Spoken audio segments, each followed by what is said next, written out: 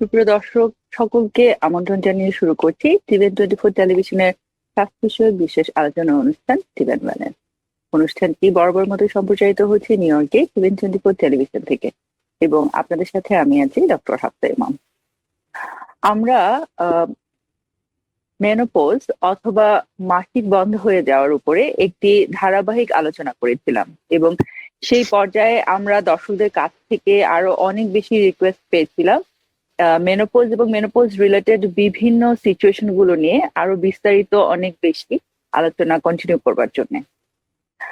তো সেই অবস্থান থেকে আমরা আজকে সিদ্ধান্ত নিয়েছি যে আমরা মেনোপজ রিলেটেড যে বেসিক ইনফরমেশন গুলো সেগুলো আজকে অনুষ্ঠানে আমরা আবারও আপনাদের সাথে আলোচনা করব এবং একই সাথে প্রিম্যাচিউর মেনোপজ বা আর্লি স্টেজে বা আর্লি এজে অনেকেরই কিন্তু মেনোপজ হতে পারে এবং কেন হতে পারে, কি কি সিচুয়েশন এবং সেক্ষেত্রে সেই ব্যক্তির কি ধরনের পদক্ষেপ নেওয়া উচিত, এগুলো নিয়ে আজকে আমরা বিস্তারিত আলোচনা করব।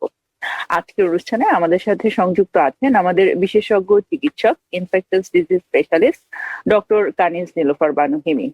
ডক্টর কানিজ নীলোফার বানু হিমি, আপনাকে আমন্ত্রণ জানাচ্ছি আজকের অনুষ্ঠানে। অনেক অনেক ধন্যবাদ ডক্টর হাফসা ইমাম।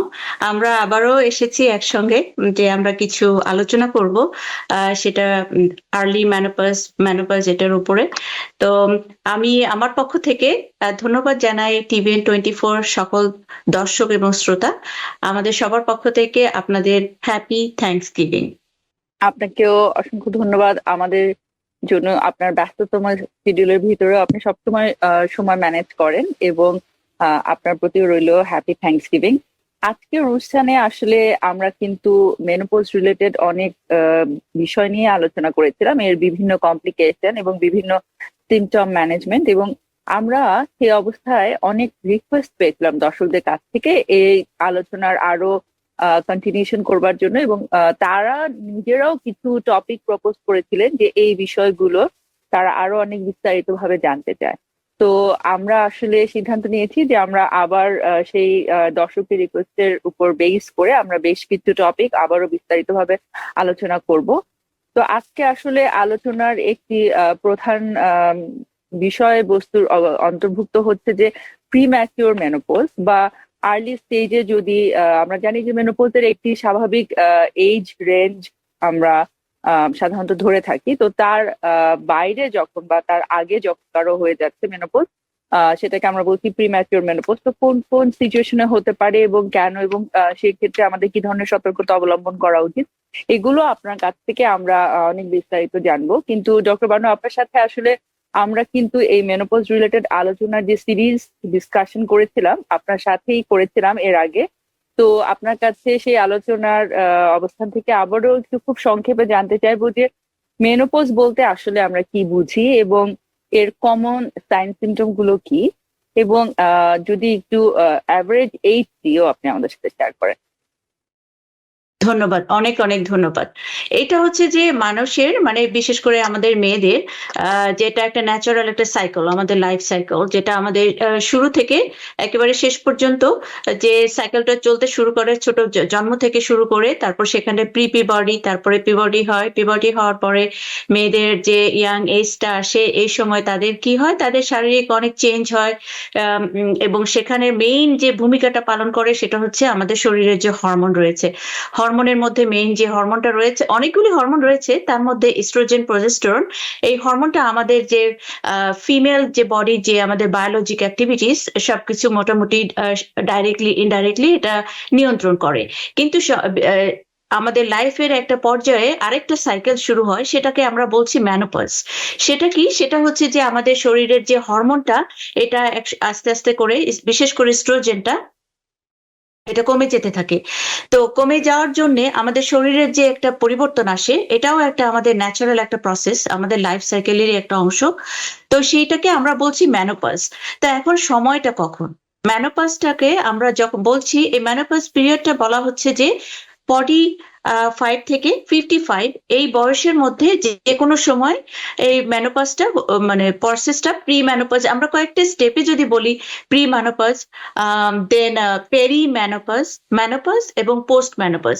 তো প্রি মেনোপজ সেখান থেকে মেনোপজ। তো এটা যে এই বয়সের মধ্যে 45 থেকে 55 এর মধ্যে থেকে যে কোনো বয়সে হতে পারে। অ্যাভারেজ বলা হচ্ছে 51 ইয়ার্স ওল্ড, হ্যাঁ 51 বছর বয়সের দিকে হতে পারে। আবার যদি এই সময়টার আগেই যদি কখনো কারোর যদি এই মেনোপজ সিমটমটা শুরু হয়, যেটা প্রথম সিমটম হচ্ছে যে পিরিয়ড বন্ধ হয়ে যাওয়া, মেনস্ট্রুয়েশনটা বন্ধ হয়ে যাওয়া, এবং এটা হওয়ার পরে মেনোপজ যে এস্ট্রোজেন লেভেলটা শরীরের ভেতরে কমে যাওয়ার জন্য যে আমাদের শারীরিক যে চেঞ্জটা হচ্ছে, শারীরিক মানসিক যে চেঞ্জটা হচ্ছে, সেটাকে আমরা বলি মেনোপজাল সিমটম। হ্যাঁ, তো আপনি বলেছেন যে এই যে সময়টা, এই সময়ের আগেও যাদের অনেকের হয়ে যায়, যাকে আমরা বলছি প্রি মেনোপজ, প্রিম্যাচিওর মেনোপজ। হ্যাঁ, প্রিম্যাচিওর মেনোপজ, বা এটাকে মেডিকেল টার্মে বলা হয় যে প্রিম্যাচিওর ওভারিয়ান ফেলিওর। যে আমাদের যে একটা গ্ল্যান্ড আছে ওভারি, সেখান থেকে আমাদের মেইন হরমোনটা তৈরি হয় স্ট্রোজেন প্রোজেস্টেরন, তো ওইটা কোনো কারণে ফেল হয়ে গেলে তখন মেনোপজ হয়ে যায়, সময়ের আগেই, অনেক আগেই হয়ে যেতে পারে। তো আমরা কখন বলছি প্রিম্যাচিওর মেনোপজ? যদি কারোর মেনোপজ 40 বছরের আগে হয়ে যায়, তখন আমরা এটাকে বলছি প্রি প্রিম্যাচিওর মেনোপজ। হ্যাঁ, তো এটা কয়েকটা কারণ আছে, এটা সবার হয় না, এটা খুবই কমন না, আবার কম মানে দেখা যায় 2%, কোনো কোনো ক্ষেত্রে, কিছু কিছু ক্ষেত্রে 5%-এর মতো তাদেরকে এটা প্রি মেনোপজাল যে প্রিম্যাচিওর মেনোপজ এটা দেখা যায়। তো এর মধ্যে অনেকগুলি কারণ আছে। একটা হচ্ছে জন্মগত কারণ। জন্মগত কারণের মধ্যে যেমন যদি কেউ টার্নার্স বেবি সিন্ড্রোম আমরা বলি, টার্নার সিন্ড্রোম, যেখানে ক্রোমোজোমের একটা প্রবলেম থাকে। আমাদের প্রত্যেকের শরীরে 46 বা 46টা করে ক্রোমোজোম রয়েছে, তার মানে তাকে বলা হচ্ছে মানে 23 জোড়া ক্রোমোজোম রয়েছে, কিন্তু যাদের টার্নার্স বেবি তারা জন্মগ্রহণ করে 45, একটা ক্রোমোজোম তাদের শর্ট থাকে, এবং তাদের কিছু শারীরিক এবং মানসিক গঠনের পরিবর্তন দেখা যায়, যেটা জন্মগতভাবে এটা এবং তাদের এই ওভারি যে ফেলিওরটা এটা তাদের থাকে, এবং তাদের প্রিম্যাচিওর অনেক, তাদের মেনস্ট্রুয়েশনের অনেক প্রবলেম হয়। প্রিম্যাচিওর মেনস্ট্রুয়েশন সেটাও একটা প্রবলেম। এছাড়াও রয়েছে কিছু, আরো কিছু কনজেনিটাল ডিজিজ রয়েছে, যেমন অনেকের মানে যে আমাদের গোনাডটা, ওভারিটা তৈরি হয়, দেখা গেল জন্মগতভাবে তাদের ওভারিটা তৈরি হয় নাই।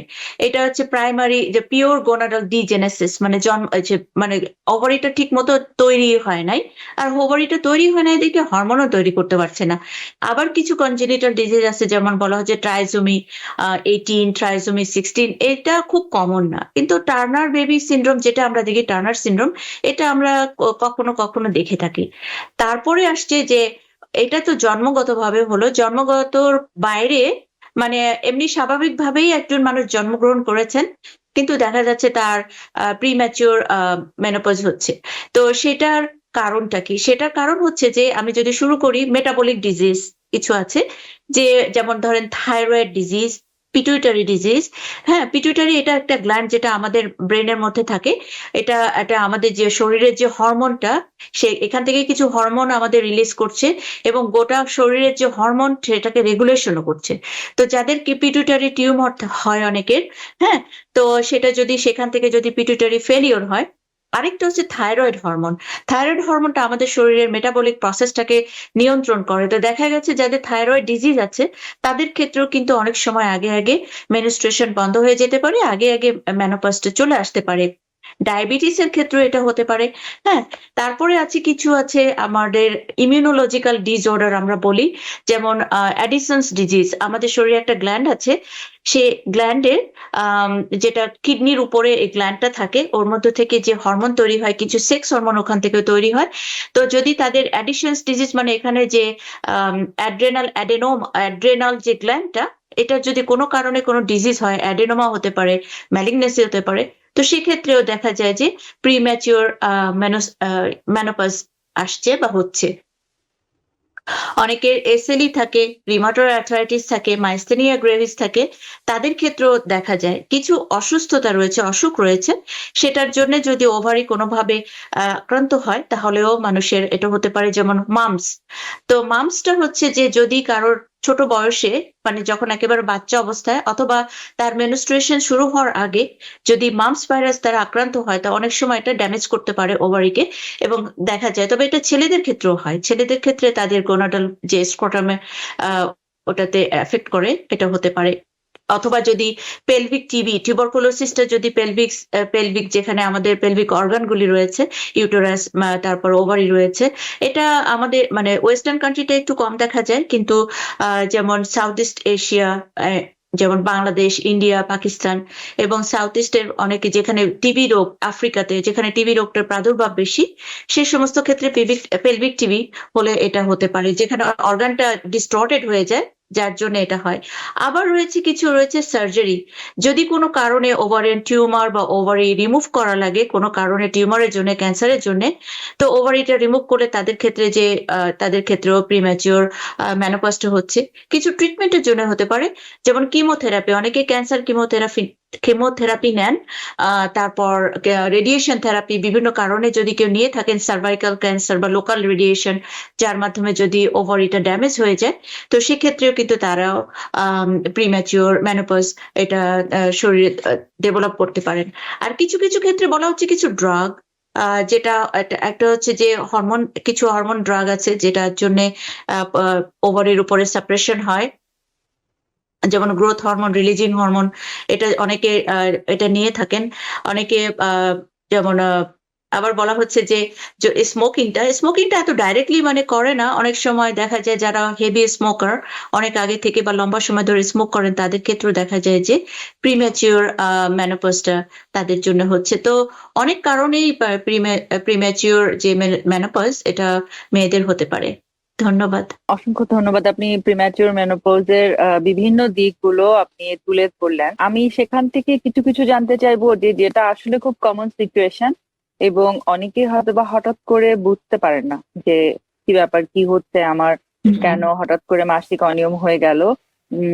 যেরকম খুব কমন, আমি যে সিচুয়েশন গুলো আমি দেখেছি আমাদের বাংলাদেশি কমিউনিটির পেশেন্টদের ভিতরে, যে তার ভিতরে একটি হচ্ছে ওভারিয়ান সিস্ট, পিটুইটারি অ্যাডিনোমা। এবং এই সিচুয়েশন গুলো কিন্তু আসলে আগে থেকে বুঝতে পারলে প্রপার ট্রিটমেন্ট করে ওভারকাম করা পসিবল। কিন্তু আমরা জানি যে পিটুইটারি অ্যাডিনোমার মতো একটি সিচুয়েশন যদি ডিলে হয়ে যায়, সেটা কিন্তু আসলে পেশেন্টের মৃত্যুর কারণ পর্যন্ত হতে পারে। তো আমি আপনার কাছে একটু পার্সোনালি জানতে চাইবো যে আপনি যদি এই ওভারিয়ান সিস্ট এবং পিটুইটারি অ্যাডিনোমা এগুলো আরেকটু হাইলাইট করেন, তাহলে পেশেন্ট যদি, যেহেতু এগুলো খুব বেশি কমন, পেশেন্ট হয়তো বা তার আর্লি এইজে, হয়তো বা পেশেন্ট 32 বা 34 এরকম বয়সের একজন পেশেন্ট, হঠাৎ করে দেখলেন যে তার রেগুলার সাইকেলটা বন্ধ হয়ে গেল। তো যেহেতু রিপ্রোডাক্টিভ এজ, অনেক সময় কিন্তু আসলে পেশেন্ট মিস করে থাকে। অনেকেই মনে করেন যে প্রেগনেন্সি বা এ ধরনের কোনো ইস্যু হচ্ছে কিনা, এবং দেখা যায় যে হয়তো বা অনেক সময় আমি দেখেছি যে মিস সাইকেলও মানুষ হয়তোবা একটু নেগলিজেন্সি করে, হয়তোবা সে চেক করলো না, ইমিডিয়েটলি চেক করলো না ডাক্তারের সাথে, ভাবলো যে ঠিক আছে 2 সাইকেল চলে গেল বা কিছু, তখন ভাবলো যে ঠিক আছে আমি ডাক্তারের কাছে যাই বা কি ব্যাপার কি। মানে প্রেগনেন্সি টেস্ট নেগেটিভ আসার পরেও কিন্তু অনেক সময় মানুষ সিরিয়াসলি নেয় না, এবং এটা যদি পিটুইটারি মাইক্রোঅ্যাডিনোমার মতো একটা সিরিয়াস কোনো সিচুয়েশন হয়ে থাকে, যেটা আর্লি স্টেজে আসলে ডায়াগনোসিস হলে মেডিকেশন ট্রিটমেন্ট দিয়ে কিন্তু রিকভার করা পসিবল, বাট ডিলে হয়ে গেলে কিন্তু আমরা জানি যে এটা আমাদের মৃত্যুর কারণে হতে পারে। সে কারণে বলবো যে আপনি যদি আবার এই স্পেসিফিক টপিক গুলো একটু বলেন, আমার মনে হয় যে দর্শকরা যদি শুনে বারবার, তাহলে তারা বুঝতে পারবে যে আসলে ব্যাপারটা কিন্তু অনেক সিরিয়াস, এবং অ্যাট দ্য সেম টাইম পেশেন্টের একটু সচেতনতাই কিন্তু আসলে তার জীবন রক্ষার মতো একটি বড় ভূমিকা পালন করতে পারে। আপনার সঙ্গে আমি সম্পূর্ণ একমত। হ্যাঁ, সামান্য নেগলিজেন্সি থেকে কিন্তু অনেক কিছু ওটা মেজর একটা প্রবলেমে চলে যেতে পারে। আবার খুব ইমিডিয়েটলি যদি আমরা কোনো কিছু ডক্টরের সাথে যোগাযোগ করি, তাহলে দেখা যায় যেটা লাইফ সেভিং, যেটা আমাদের অনেক বড় লম্বা সময়ের কোনো প্রবলেম থেকে আমাদেরকে সেভ করতে পারে। তো আপনি যেটা যেটা বলেছেন ওর উপরেই আমি বলছি যে পিটুইটারি টিউমারটা, এটা কিন্তু সবসময় এটা সিমটম থাকে না, এবং পিটুইটারি টিউমারের মধ্যে কিছু আছে হরমোন তৈরি করে, আর কিছু আছে হরমোন তৈরি করে না, জাস্ট একটা সলিড টিউমার হয়ে থাকে। তো যাদের হরমোন তৈরি করে না, সলিড একটা টিউমার হয়ে থাকে, তারা কিন্তু অনেক দিন পর্যন্ত তাদের তেমন কোনো সিমটম থাকে না। আর যে সিমটম গুলি থাকে সেটা খুবই নন স্পেসিফিক, হেডেক থাকে, জিজিনেস থাকে। যে হেডেকটা হচ্ছে যার তার সাথে অন্য কোনো হেডেকের ক্যারেক্টার মিলছে না। হ্যাঁ, তো অথবা কোনো কারণে দেখা গেলো এই হেডেকের জন্য দেখা মাইগ্রেনের মতো মনে হচ্ছে, তাকে ক্যাট স্ক্যান করলো, সিটি স্ক্যান হেড করলো, করার পরে তখন দেখা গেল যে এটা ইনসিডেন্টাল একটা ফাইন্ডিংস, যে পিটুইটারি অ্যাডেনোমা আছে। এটা বেশিরভাগ সময় যাদের পিটুইটারি অ্যাডেনোমা, যেটা কোনো সিক্রেশন হরমোন তৈরি করে না, তাদের ক্ষেত্রে বেশিরভাগ সময় এইভাবেই ধরা পড়ে। যে আর যদি অনেক সময় টিউমার বড় হয়ে যায়, পিটুইটারি টিউমারটার সাথে আমাদের চোখের যে নার্ভটা চলে গেছে, তো ওটার সাথে একটা ক্রস, ওটার মধ্যে ওটা একটা আমরা বলি অপটিক কায়াসমা। তো ওই জায়গাটাতে টিউমারের খুব কাছাকাছি পিটুইটারি অ্যাডেনোমা, যেটা পিটুইটারি যে গ্ল্যান্ডটা, সে তার কাছাকাছি থাকে। তো ওটা অনেক সময় প্রেসার পড়ার জন্য চোখের প্রবলেম হয়, চোখের দৃষ্টিশক্তির প্রবলেম হয়, তখন আবার ডক্টরের সাথে শরণাপন্ন হয়ে দেখা গেল যে তার টিউমার হয়েছে। আর যাদের সিক্রেটরি মানে যে হরমোন রিলিজ করে যে টিউমার, তাদের অতি আর্লি স্টেজে তাদের ধরা পড়ে। এখন ওটা ডিপেন্ড করে যে কোন ধরনের হরমোন পিটুইটারি তৈরি করছে, তার উপরে তার থাইরয়েড প্রবলেম ধরা হতে পারে। বেশিরভাগ ক্ষেত্রে হরমোনাল প্রবলেম। তার মধ্যে একটা হচ্ছে, প্রথম হচ্ছে যে মেনস্ট্রুয়েশনের ইরেগুলারিটি হচ্ছে। হ্যাঁ, হয়তো মেনস্ট্রুয়েশন হচ্ছে না, আবার দেখা যাচ্ছে খুব ইরেগুলার হচ্ছে, 3 মাস 6 মাস গ্যাপ যাচ্ছে, আবার হচ্ছে। আবার দেখা যাচ্ছে যে থাইরয়েডের জন্য তার থাইরয়েড প্রবলেমটা দেখা দিচ্ছে, কিন্তু দেখা যাচ্ছে থাইরয়েডের স্ক্যান করে গ্ল্যান্ড এভরিথিং ইজ গুড, কিন্তু থাইরয়েডের প্রবলেম আছে। অথবা দেখা যাচ্ছে তার খুব আর্লি স্টেজে অনেক সময় কোনো মানে জন্মগত কারণ ছাড়াই তার ডায়াবেটিস হচ্ছে, তারপর ইনভেস্টিগেশন করে টেস্ট করতে গিয়ে তখন দেখা গেল যে তার টিউমার তৈরি হয়েছে। এবং যদি কারো টিউমার এরকম হয়ে থাকে, আমি আমার প্র্যাকটিক্যাল এক্সপিরিয়েন্স থেকে বলছি যে নাম বলা ঠিক হবে না, যেহেতু এটা মানে হিপা ভায়োলেশন হবে। তো আমি জাস্ট পেশেন্ট হিসেবেই বলছি, যখন তার তেমন কোনো সিমটম ছিল না, মাথা ব্যথা ছিল, হ্যাঁ, তো তখন আবার তাকে ওই যে যখন নিউরোলজি দেখানো হলো, তো সিটি স্ক্যান করে দেখা গেল তার একটা টিউমার। হ্যাঁ, তো এখন তার এই টিউমারটার জন্য তার প্রবলেম হচ্ছে যে মাথা ব্যথা করছে। হ্যাঁ, তো ওর তার চোখের যে নার্ভটা তার খুব কাছাকাছি কাছাকাছি চলে এসছে। এখন তার খুব মানে কিছুদিনের মধ্যেই তার সার্জারি হবে। আর এটা এখন সার্জারিটা অনেক সোজা, তার একেবারে মাথার মানে অনেক সোজা, মানে খুব নাকের মধ্যে দিয়ে ওখান থেকেই মানে অ্যাপ্রোচ করে টিউমারটাকে বের করে দেওয়া হয়, এবং টিউমারটা বের হয়ে গেলে তার পক্ষে ভালো। কিন্তু যাদের সিক্রেটরি টিউমার থাকে, যাদের এই হরমোনের প্রবলেম হচ্ছে, তারা যদি মানে আপনারা আপনাদের প্রাইমারি কেয়ার ডক্টর তো অবশ্যই দেখাবেন, এবং তার সাথে এখনো অনেক স্পেশালিস্ট আছে, রিপ্রোডাক্টিভ এন্ডোক্রাইনোলজি, রেগুলার যে জেনারেল এন্ডোক্রাইনোলজি আছে, রিপ্রোডাক্টিভ এন্ডোক্রাইনোলজি আছে। তো তাদের সাথে আপনি যোগাযোগ করবেন। তারা বিভিন্ন রকমের হরমোন টেস্ট করে দেখে, যখন তারা একটা ক্লু পাবেন, হরমোন টেস্ট করলে আমরা ব্লাডে যে হরমোন লেভেলটা দেখি, ওটা লেভেল দেখলে বোঝা যায় যে এরকম হরমোনের ইমব্যালেন্স হচ্ছে, কোন কারণে হচ্ছে, ওটা বের করে খুব সহজেই বের করা যায়। এবং তার উপরে নির্ভর করে আপনার ট্রিটমেন্টটা যদি আর্লি স্টেজে করা যায়, তাহলে এটার থেকে যে কোনো পার্মানেন্ট বা কোনো লম্বা সময়ের কোনো সমস্যা হবে না আশা করি। আর ওভারি, আপনি যেটা বললেন, ওভারিয়ান সিস্টটা খুবই কমন। তবে আমাদের যারা ইয়াং এজের মেয়েদেরকে আমরা দেখি যাদের সিস্ট হচ্ছে, এটাও আরেকটা জিনিস, অনেক দিন ধরে এটা সিমটোম্যাটিক থাকে। আর ওভারির ওই জায়গাটা এত আমাদের মানে আমাদের অ্যাবডোমেন, আমাদের পেটের ওই জায়গাটা এত লুজ থাকে, একটু শিথিল থাকার জন্য ওভারির টিউমার হয়ে গেলেও যদি এটা কোনো সিমটম না করে, মানে ধরেন বিভিন্ন ধরনের সিমটম হতে পারে, যদি কোনো অবস্ট্রাকশন না করে, টিউব বন্ধ করে না দেয়, বা যদি এখান থেকে কোনো, যদি এটা বার্স্ট না করে, অনেক সময় টিউমার ছোট ছোট সিস্ট গুলি বার্স্ট করে যায়, তখন পেইন হয়। হ্যাঁ, যদি না হয় অনেক দিন পর্যন্ত এটা সিমটোমেটিক থাকতে পারে, এবং দেখা যায় অনেকের অনেক বড় টিউমার হয়ে গেছে কিন্তু তার কোনো সিমটম নাই, অন্য কোনো কারণে তার পেলভিক আল্ট্রাসাউন্ড করতে গিয়ে ধরা পড়েছে। তো যদি এরকম যদি কারোর মানে সিমটম থাকে, অবশ্যই আপনি আপনার জিওআইএন গাইনোকোলজিস্টের সাথে যোগাযোগ করবেন, এবং সেখানে টেস্ট করার পরে যদি দেখা যায়, সিস্টের উপরে ডিপেন্ড করে, বেশিরভাগ ক্ষেত্রে বেনাইন সিস্ট হয়। হ্যাঁ, তো যদি ওরকম মানে বেনাইন সিস্ট হলেও, বড় ধরনের সিস্ট হলে অনেক মেকানিক্যাল প্রবলেম করে সারাউন্ডিং এ, তো ওইটার ট্রিটমেন্ট করে ফেললে তো আপনার সহজেই সমস্যাটা সমাধান হয়ে যায়। আবার কিছু টিউমার আছে যেটা ওভারিতে হয়, যেটা মানে খুব কমন না, সেটাও মানে এন্ডোক্রাইনোলজি আমরা বলা হয়, যে ওখান থেকে অনেক ধরনের হরমোন সিক্রেশন করে, তার জন্য মেনস্ট্রুয়েশনের ইরেগুলারিটিস থেকে শুরু করে ইনফার্টিলিটি, অনেক কিছু হতে পারে। তো এরকম যদি কারোর হয়, প্রথম কথা হচ্ছে যে যদি কখনো কারো সমস্যা হয়, ধরেন মেনস্ট্রুয়াল ইরেগুলারিটি তো মেইন সিমটম অনেক সময় যেটা ওভারিয়ান রিলেটেড বা রিপ্রোডাক্টিভ এরিয়া রিলেটেড যদি কোনো সিমটম আমাদের হয়, মেয়েদের হয়, কোনো সমস্যা হয়, তো প্রথম সিমটমটা কিন্তু আমরা দেখতে পাই হচ্ছে মেনস্ট্রুয়েশন। কারণ মেনস্ট্রুয়েশনটা 100% হরমোনের উপরে ডিপেন্ড করে এবং একটা সুন্দর একটা রেগুলেশন আছে। সেই রেগুলেশনের যে চেইনটা ফিট, ওইখানে কোথাও একটা জায়গায় ব্রেক হলেই আমাদের মেনস্ট্রুয়েশনের ইরেগুলারিটিসটা ধরা পড়ে, ইনফার্টিলিটি হয়। তো সেক্ষেত্রে যত দ্রুত সম্ভব, এটা জাস্ট কিছু হয় না এটা না ভেবে ডক্টরের সাথে যোগাযোগ করলে অনেক যখন আমরা সবকিছু আর্লি ধরতে পারি, আর্লি ট্রিটমেন্ট করলে কিওর রেটটাও অনেক হাই থাকে, অনেক ভালো থাকে, তাকে আবার সুস্থ জীবনে ফিরে যাওয়ার সম্ভাবনা অনেক বেশি থাকে। ধন্যবাদ। অসংখ্য ধন্যবাদ ডক্টর বানু, আপনি খুব চমৎকার করে বলেছেন। আসলে সুপ্রিয় দর্শক, আসলে আমরা অনেকেই কিন্তু অনেক সময় প্রি ম্যাচিওর মেনোপজ হচ্ছে কোন স্পেসিফিক কারণে এই জিনিসটি বুঝতে পারি না। যখন আমরা একটি মিস সাইকেল এক্সপিরিয়েন্স করি 1 মাস অথবা 2 মাস, অনেক সময় দেখা যায় যে অনেকে হয়তো বা সেলফ টেস্ট করেন এবং প্রেগনেন্সি টেস্ট কিন্তু অনেক সময় false positive false negative both হতে পারে। তো সেক্ষেত্রে কিন্তু আসলে আমাদের অবশ্যই উচিত যে কোনো নেগলিজেন্সি না করে ইমিডিয়েট ডক্টরের কাছে যাওয়া এবং ইনফরমেশন গুলো শেয়ার করে রিলেটেড যা যা টেস্ট করানো দরকার সেগুলো সব করে ফেলা। কারণ সেক্ষেত্রে কিন্তু আসলে আমরা যদি আর্লি ম্যানেজমেন্ট নিতে পারি যে আদার কোনো রিজন অথবা কোনো ডিজিজ কন্ডিশন থেকে এটি হচ্ছে এবং আমরা ভাবছি যে এটি আসলে একটি মিস সাইকেল, একটি কোনো প্রেগনেন্সি অথবা নর্মাল কোনো সিচুয়েশন।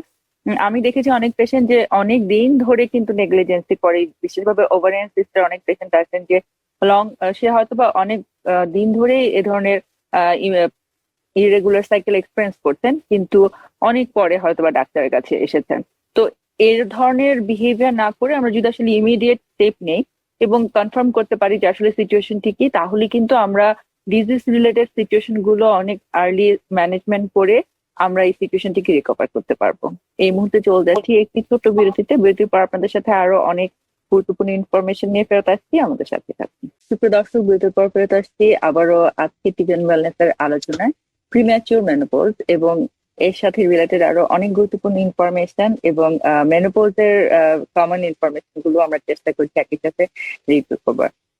ডক্টর কানিজ নীলুফার বানু হিমি আছেন আমাদের সাথে আলোচনায়। ডক্টর বানু, আপনি বলছিলেন যে প্রিম্যাচিওর মেনোপজ এর কি কি সিচুয়েশন হতে পারে এবং আমাদের কি করণীয়, এবং আসলে আর্লি ম্যানেজমেন্ট যদি করা যায় সেক্ষেত্রে কতটা সিচুয়েশনটা কতটা ইজি হয়ে যায়। এবং অবশ্যই প্রথম রেসপন্সিবিলিটি আসলে পেশেন্টের, যে কোনো মিস সাইকেল এক্সপিরিয়েন্স করলে ইমিডিয়েট ডাক্তারের কাছে যাওয়া।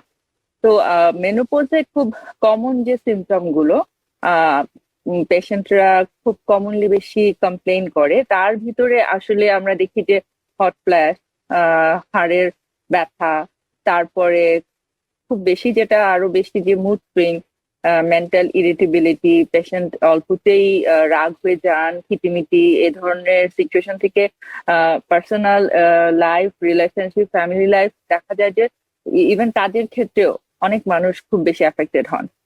তো এই বিষয়গুলোর উপর আমরা বারবার রিকোয়েস্ট পেয়েছি। তো প্রথমেই আপনার কাছে জানতে চাইবো যে কমন সিমটম গুলো আমরা আগেও আলোচনা করেছিলাম এবং আশা করছি যে আরো বিস্তারিত আলোচনা করবো, বিশেষভাবে মুড সুইং নিয়ে।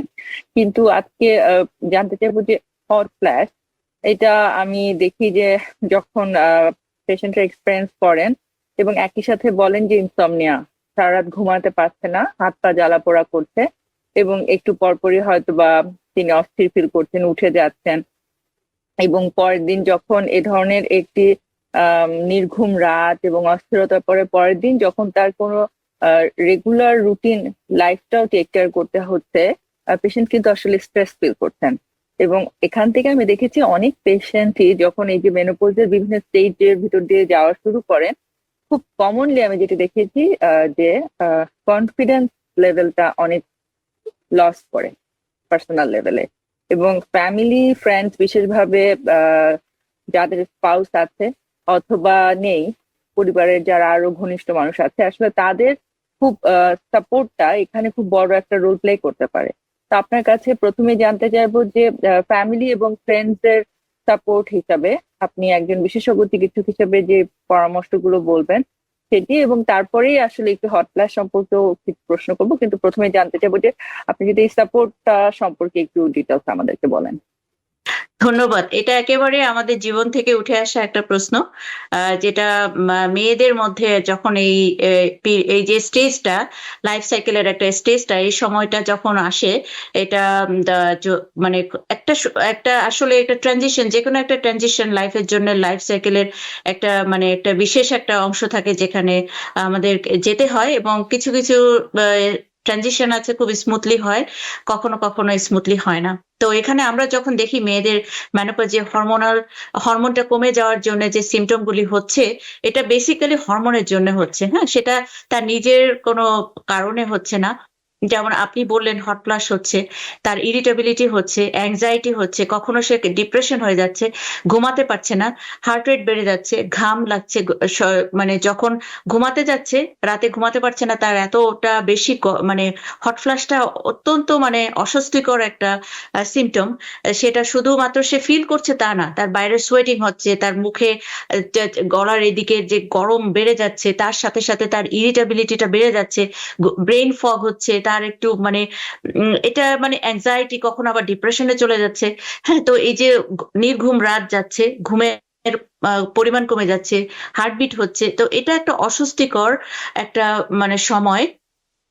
তো এই সময়টাতে পরিবারে যারা কাছে থাকেন, সবচেয়ে কাছে থাকেন, যে হাজবেন্ড থাকেন, তাকে একটু বুঝতে হবে। তারা কিন্তু অনেক সময় মিসআন্ডারস্ট্যান্ডিং করেন, যে মনে হয় যে মানে মানে ক্রেজি হয়ে যাচ্ছে কেন, এরকম হচ্ছে কেন, হ্যাঁ, বুঝতে চান না ওনারা।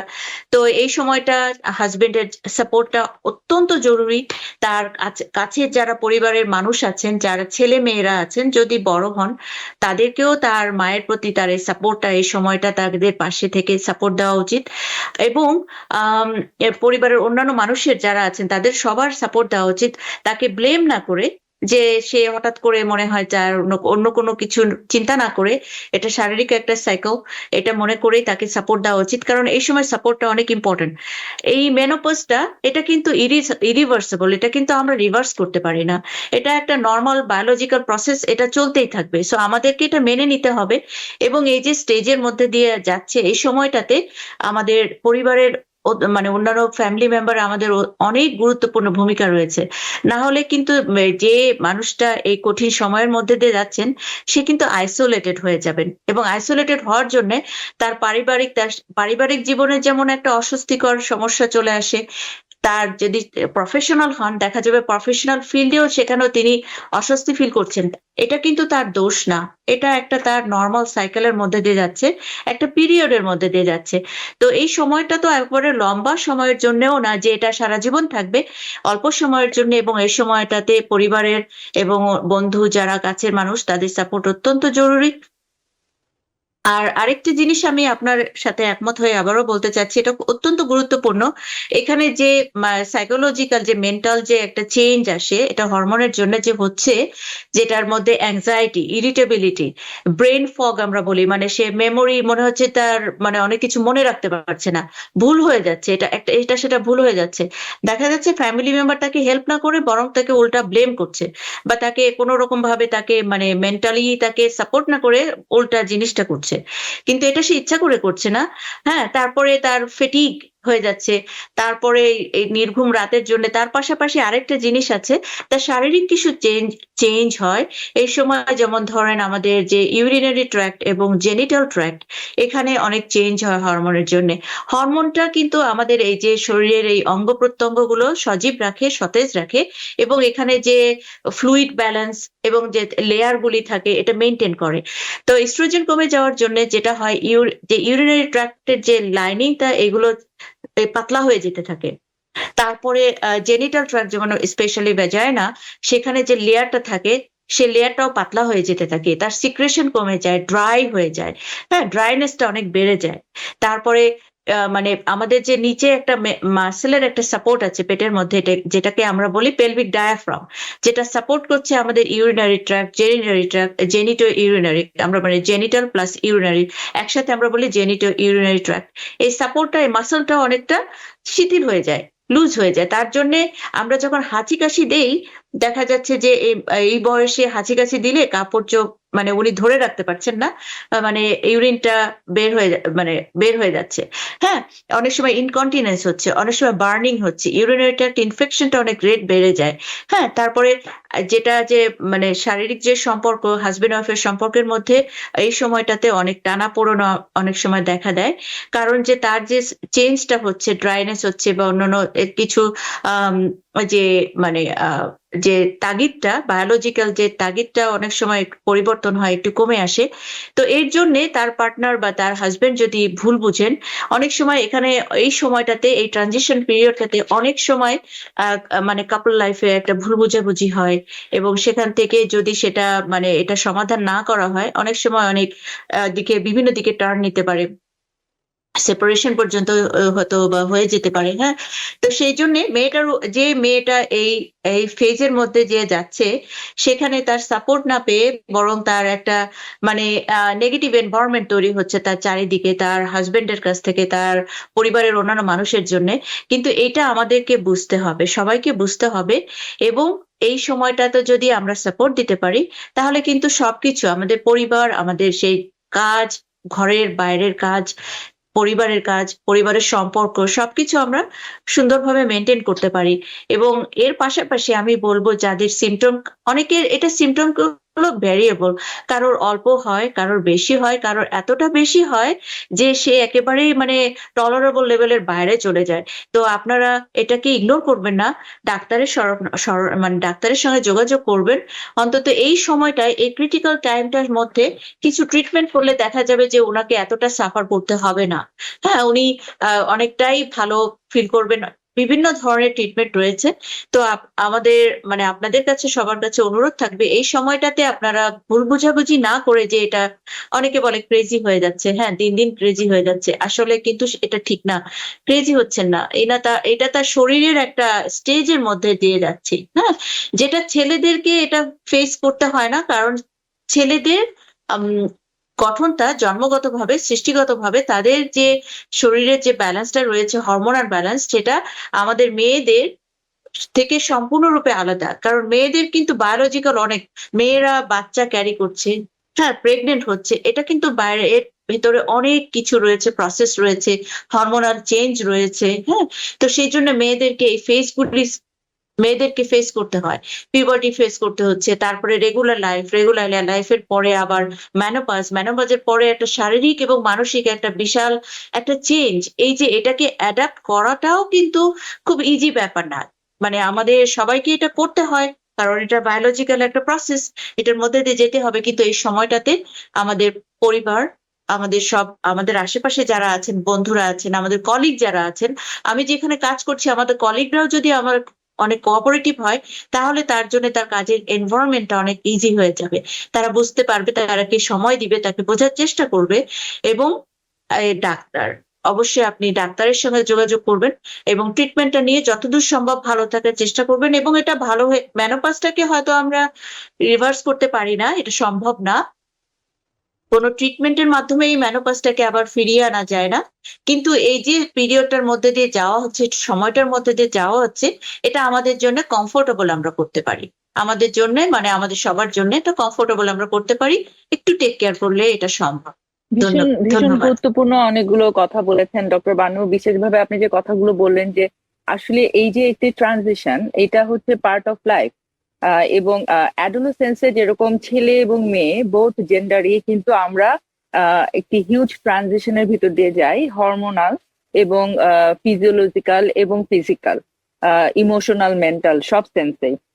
এবং সবকিছুই আসলে কন্ট্রোল বাই হরমোন অ্যাডোলেসেন্সে। তখন কিন্তু কমনলি ওই বয়সে আমরা সবাই আমাদের আহ, জন্ম জন্মগত যে পরিবার, আমাদের বাবা মা, তাদের সাথে আমরা থাকি। এবং সেখান থেকে আমাদের স্কুলিং সিস্টেম থেকে আমাদের শিক্ষকরা সকলেই আমাদেরকে একটি স্ট্রং সাপোর্ট সিস্টেমের ভিতরে রাখে এবং আমাদেরকে সেই সময়টি সাকসেসফুলি যেন আমরা হ্যান্ডেল করতে পারি সেভাবে করে আমাদেরকে আসলে গাইড করে। কিন্তু অ্যাডাল্ট, একজন ম্যাচিওর অ্যাডাল্ট হিসাবে যখন একজন মানুষ ঠিক একইভাবে সেই হরমোনাল চেঞ্জের ভিতর দিয়ে যান, যেটি আপনি বললেন যে আসলে এই সিচুয়েশনটি স্পেশালি তো মেয়েদেরকে এক্সপিরিয়েন্স করতে হয়, এবং ওই সময় উনি একজন ম্যাচিওর অ্যাডাল্ট। সে সময় হয়তো বা তার যে সাপোর্ট সিস্টেম ছিল অ্যাডোলেসেন্সে, বাবা মা বা আশেপাশের শিক্ষক, ভাই বোন, সেই সাপোর্ট সিস্টেমটি থাকে না। যে সাপোর্ট সিস্টেমটি তখন আমাদের আশেপাশে থাকে সেটি হচ্ছে আমাদের আহ, পরবর্তী যে পরিবার আমরা নিজেরা গঠন করি, সেটি হাজব্যান্ড ওয়াইফ ছেলে মেয়ে হতে পারে, অথবা যার ও ধরনের পরিবার গঠন করেননি, তার অ্যাডাল্ট লাইফে তার আশেপাশে তার বন্ধু বান্ধব, তার ভাই বোন বা আত্মীয় স্বজন যারা থাকেন, তারাই তার সাপোর্ট সিস্টেম। এবং আমার মনে হয় শুধুমাত্র এই সাপোর্ট সিস্টেমের উপরই হয়তোবা আমরা আরো শুধু একটি পর্ব এটার উপরেই আমরা হয়তো আলোচনা করব, কারণ এটি আসলে এত গুরুত্বপূর্ণ। কারণ আমি দেখেছি যে শুধুমাত্র এই সিচুয়েশন থেকে অনেক মানুষ একদম লোনলি হয়ে যান, এবং সামহাও আমাদের সোসাইটিতে এই প্র্যাকটিসটি এখন পর্যন্ত ভাবে গড়ে ওঠেনি, যেখানে আসলে তিনি মনে করেন যে এটি তার একটি ব্যর্থতা, তার দোষ, তিনি সাকসেসফুলি তার ইমোশনকে হ্যান্ডেল করতে পারছেন না। কিন্তু আমরা কিন্তু জানি যে এটি আসলে পুরো একটি হরমোনাল সিচুয়েশন, এবং সেখান থেকে তাকে সাপোর্ট দেয়া আমাদের সবারই একটি সম্মিলিত দায়িত্ব। তো আর আমরা আসলে প্রিম্যাচিওর মেনোপজ নিয়ে আলোচনা করছিলাম। তো আমি আসলে আজকে সময় আমাদের শেষ, ট্রিটমেন্ট নিয়ে আলোচনা করতে পারলাম না। আশা করি অতি শীঘ্রই আপনার সাথে আমরা ট্রিটমেন্ট নিয়ে আলোচনা করব। তো সেখান থেকে আমি শুধু বলতে চাচ্ছি যে আমরা কিন্তু জানি যে হরমোন রিপ্লেসমেন্ট থেরাপি একটি বড় একটি ব্যাকআপ সাপোর্ট সিস্টেম বা ট্রিটমেন্টের রোল প্লে করে, যেখানে সেটি আর্টিফিশিয়ালি আমাদের হরমোনটাকে কন্ট্রোল করে অনেকদিন পর্যন্ত আসলে আবার সাইকেলটাকে কন্টিনিউ করা যেতে পারে। কিন্তু সেখানেও কিছু লিমিটেশন আছে, কারণ দীর্ঘ সময় করলে ক্যান্সারের মতো সিচুয়েশনেরও ঝুঁকি থেকে যায়। এগুলো নিয়ে আমরা আলোচনা করেছি, আবারও করব। তো আজকে এখানেই শেষ করছি। বিদায়ের পূর্বে আপনাকে অসংখ্য ধন্যবাদ, এবং আপনি যদি দর্শকদের উদ্দেশ্যে এক লাইন বলতে চান। ধন্যবাদ, অনেক অনেক ধন্যবাদ TVN24 টিভি চ্যানেল এরকম একটা মানে ইন্টারঅ্যাক্টিভ একটা প্রোগ্রাম করার জন্য। আপনারা সবসময় করছেন, প্রতিনিয়তই করছেন, যেটা মানে আমাদের কমিউনিটির জন্য, আমাদের সবার জন্য খুবই অত্যন্ত জরুরি। মানে এটা একেবারে ঘর একটা মানে ন্যাশনাল লেভেল থেকে একেবারে মানে কমিউনিটি লেভেল এবং পার্সোনাল লেভেলে চলে আমরা যাচ্ছে, যে একটা পার্সন হিসেবে এই যে বেনিফিটটা আপনাদের যে ইন্টারঅ্যাক্টিভ যে ডিসকাশনগুলি হয়, সেটা একেবারে পার্সোনাল লেভেলে একটা মানুষের কাছে মেসেজটা পৌঁছে যাচ্ছে। হ্যাঁ, আমরা কিন্তু মানে আমরা ডক্টর, আপনি ডক্টর, আমি ডক্টর, আমরা সবাই এই প্রফেশনে আছি। আমরা যে হসপিটালে যে পেশেন্টগুলি ম্যানেজ করি বা আমাদের ক্লিনিকে যারা আসেন ম্যানেজ করি, এইটা যে এই ম্যানেজটা থেকে ঘর লেভেলে যে হাউস লেভেলে যে মেসেজটা পৌঁছানো দরকার, আমি আমার পেশেন্টকে একজনকে বলছি, তার ফ্যামিলি মেম্বারকে কিন্তু আমি পাচ্ছি না সবসময় বলার জন্য। ধরে নিচ্ছি মেনোপজের এই যে সিমটম নিয়ে আসছে, আমি তাকে বলছি, কিন্তু তার হাজবেন্ডকে পাচ্ছি না বা তার পরিবারের অন্যান্য মানুষকে পাচ্ছি না তাদেরকে কাউন্সিলিং করানোর জন্য। কিন্তু আপনার এই যে টিভির যে প্রোগ্রামটা, এর মাধ্যমে কিন্তু একটা পুরা পরিবার মেসেজটা পেয়ে যাচ্ছে, এবং এর জন্য আপনাদের কাছে অসংখ্য কৃতজ্ঞতা। আর আশা করি এই প্রোগ্রামগুলি চলতে থাকবে। সবাইকে অনেক অনেক ধন্যবাদ। সবাই ভালো থাকবেন, সুস্থ থাকবেন। ধন্যবাদ, অসংখ্য ধন্যবাদ। সুপ্রিয় দর্শক, সকলে নিরাপদে থাকুন, সুস্থ থাকুন। ধন্যবাদ। TVN24 টেলিভিশন দেখতে আজই কল করুন 7187776556। লগ ইন করুন www.totalcablebd.com। নিউ ইয়র্ক থেকে সম্প্রচারিত TVN24 টেলিভিশন বিশ্বজুড়ে বাঙালির কণ্ঠস্বর।